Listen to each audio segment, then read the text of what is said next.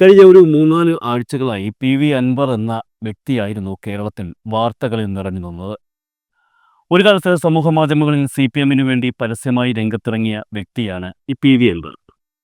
സി.പി.എമ്മിനെതിരെ വാർത്തകൾ നിർമ്മിച്ചു വിടുന്ന ഓൺലൈൻ മാധ്യമങ്ങൾക്കെതിരെ യുദ്ധം പ്രഖ്യാപിച്ച വ്യക്തി കൂടിയാണ് ഇദ്ദേഹം.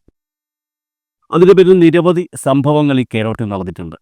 സി.പി.എം എന്ന രാഷ്ട്രീയ പ്രസ്ഥാനത്തിനു വേണ്ടി വാദിക്കുന്നവരെ പൊതുവെ കടന്നലുകൾ എന്നാണ് സമൂഹ മാധ്യമങ്ങളിൽ വിശേഷിപ്പിക്കുന്നത്.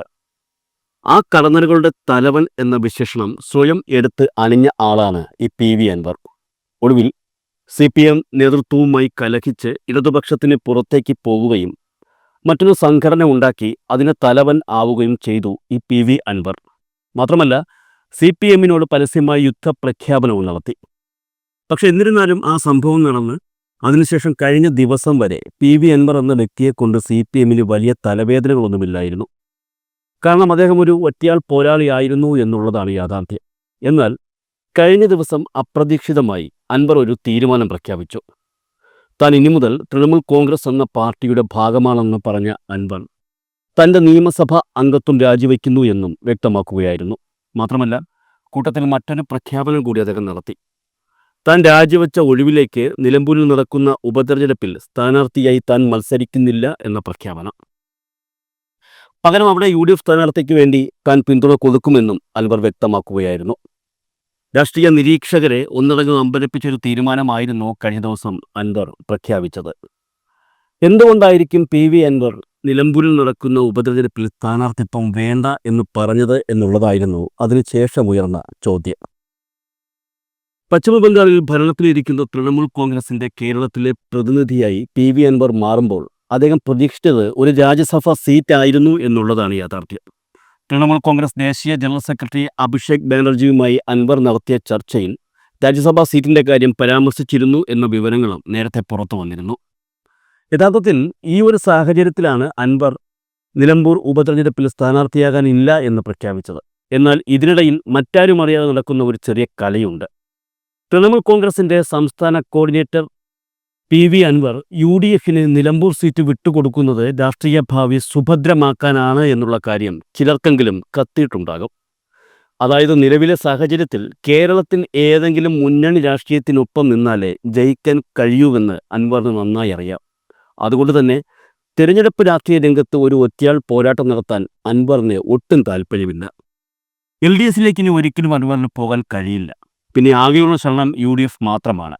യു.ഡി.എഫിലേക്ക് എങ്ങനെയും കയറി പറ്റുക എന്ന ഉദ്ദേശത്തോടെയാണ് തൃണമൂൽ കോൺഗ്രസിൽ അംഗത്വം എടുക്കുന്നതിന് മുൻപ് പി.വി. അൻവർ പരമാവധി ശ്രമിച്ചത്. പക്ഷേ യു.ഡി.എഫ് നേതാക്കൾ അത് കണ്ട ഭാവം പോലും നടിച്ചില്ല എന്നുള്ളതാണ് യാഥാർത്ഥ്യം. മലപ്പുറത്ത് കോൺഗ്രസ് മത്സരിക്കുന്ന സീറ്റാണ് നിലമ്പൂർ. ഈ സീറ്റിനു വേണ്ടി വാദിച്ചാൽ യു.ഡി.എഫ് പ്രവേശം അത്ര സുഗമമാകില്ലെന്ന് അൻവർ മനസ്സിലാക്കിയിരുന്നു. ഇതോടെയാണ് അൻവർ നിലമ്പൂരിൽ മത്സരിക്കേണ്ടതില്ലെന്ന തീരുമാനത്തിലെത്തിയത്.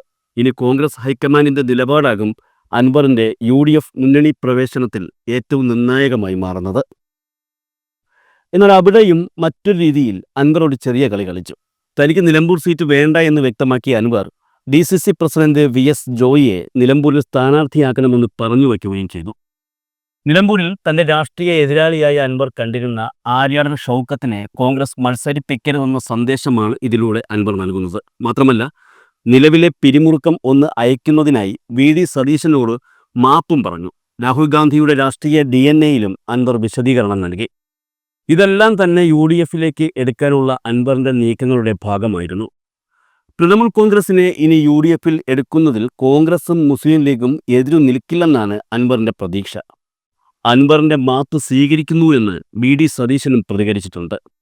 കെ.പി.സി.സി അധ്യക്ഷൻ കെ. സുധാകരനും മുതിർന്ന കോൺഗ്രസ് നേതാവ് രമേശ് ചെന്നിത്തലയും അൻവറിന് അനുകൂലമാണെന്നുള്ളതും അദ്ദേഹത്തിന്റെ പ്രതീക്ഷ വർദ്ധിപ്പിക്കുന്നുണ്ട്.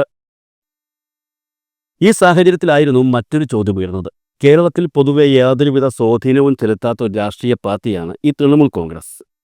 എന്തുകൊണ്ടാണ് അൻവർ തൃണമൂൽ കോൺഗ്രസിൽ ചേർന്നതെന്നുള്ളത് നമുക്ക് വ്യക്തമായി അറിയാം. ദേശീയതലത്തിൽ കോൺഗ്രസും തൃണമൂൽ കോൺഗ്രസും ഒരേ മുന്നണിയിലാണ് നിൽക്കുന്നത്. കേരളത്തിലും ആ മുന്നണി ബന്ധം വെച്ച് യു.ഡി.എഫ് മുന്നണിയിൽ കയറിപ്പറ്റാം എന്നുള്ളതാണ് പി.വി. അൻവർ ലക്ഷ്യമിടുന്നത്. കേരളത്തിലെ ഒരു പ്രധാന എം.എൽ.എ തൃണമൂൽ കോൺഗ്രസിൽ അംഗത്വം എടുത്തു എന്നുള്ളത് 2-3 ദിവസത്തേക്ക് കേരളത്തിന് വലിയ വാർത്തയാണ്. അത് കഴിഞ്ഞ് വീണ്ടും എല്ലാം സാധാരണ പോലെയാകും. എന്നാൽ അൻവറെപ്പോലുള്ള ഒരു വ്യക്തിയെ തൻ്റെ പാർട്ടിയിലെടുത്ത മമതാ ബാനർജിക്ക് കൃത്യമായ ഉദ്ദേശം ഉണ്ടെന്നുള്ളത് വ്യക്തമാണ്. അതായത് അൻവറിനെ തൃണമൂൽ കോൺഗ്രസിന്റെ സ്റ്റേറ്റ് കോർഡിനേറ്ററായി നിയമിച്ച മമതാ ബാനർജി കേരളത്തെക്കാൾ ലക്ഷ്യമിടുന്നത് ബംഗാളിലെ വോട്ട് ബാങ്ക് ഉറപ്പിച്ചു നിർത്തുക എന്ന ദൗത്യമാണ്. കേരളത്തിൽ പോലും ന്യൂനപക്ഷ നേതാക്കൾ തൃണമൂലിലേക്ക് എത്തുന്നുവെന്ന് ബംഗാളിലെ യോഗങ്ങളിൽ മമത ഇനി മുതൽ ചൂണ്ടിക്കാട്ടി തുടങ്ങും. അപ്പോൾ അൻവർ തൃണമൂൽ കോൺഗ്രസിലേക്ക് എത്തിയതുകൊണ്ട് തൃണമൂൽ കോൺഗ്രസിന് നേട്ടമുണ്ട്. എന്നാൽ അൻവറിന് എന്താണ് നേട്ടം?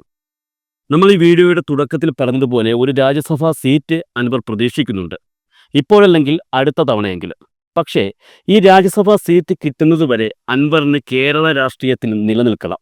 അവിടെയാണ് അൻവർ ബുദ്ധിപൂർവ്വം കളിക്കുന്നത്. കോൺഗ്രസ് നേതാവ് മഹുവ മൊയ്ത്രയുമായി കേരളത്തിലെ കോൺഗ്രസ് നേതാക്കളും അതുപോലെ മുസ്ലിം ലീഗ് നേതാക്കളും നല്ല ബന്ധത്തിലാണ്. BJPക്കെതിരെ പാർലമെന്റിൽ ശക്തമായ നിലപാടെടുക്കുന്ന ഒരു നേതാവാണ് മഹുവ.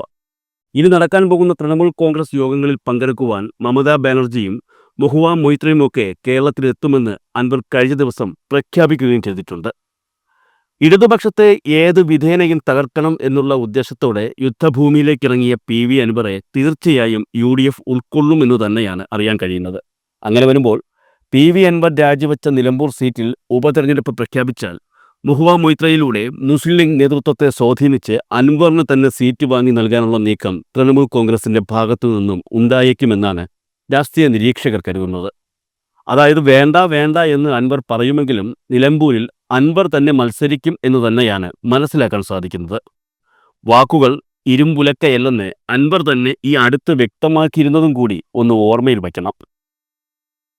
തൃണമൂൽ കോൺഗ്രസ് പാർട്ടിയിൽ രണ്ടാമനായ അഭിഷേക് ബാനർജിയാണ് അൻവറുമായി കൂടിക്കാഴ്ച നടത്തിയത്. മമതാ ബാനർജിയുമായി ഇതുവരെ പ്രത്യേക കൂടിക്കാഴ്ച ഉണ്ടായില്ല. പശ്ചിമ ബംഗാളിനപ്പുറം വളരുന്നതിനുള്ള തൃണമൂൽ കോൺഗ്രസിന്റെ ലക്ഷ്യം ചില വടക്കു കിഴക്കൻ സംസ്ഥാനങ്ങളിൽ മാത്രമാണ് ചിലപ്പോഴെങ്കിലും ഫലം കണ്ടത്. മമത ഗോവയിൽ വലിയ നീക്കങ്ങൾ നടത്തിയെങ്കിലും പാളി. UPയിൽ അഖിലേഷ് യാദവ് മമതയുടെ പാർട്ടിക്ക് ഒരു സീറ്റ് നൽകാൻ തയ്യാറായി. കേരളത്തിൽ അൻവറിനെ കോർഡിനേറ്ററാക്കുമ്പോൾ നിയമസഭയിൽ പാർട്ടിക്ക് ഒരാളെയെങ്കിലും കിട്ടുക എന്നുള്ളതാണ് പരമാവധി ലക്ഷ്യം. അങ്ങനെ കിട്ടുകയാണെങ്കിൽ ആ ഒരാൾ താൻ തന്നെ ആയിരിക്കണമെന്ന് അൻവർ കരുതുന്നതിൽ എന്തെങ്കിലും തെറ്റു പറയാൻ കഴിയുമോ?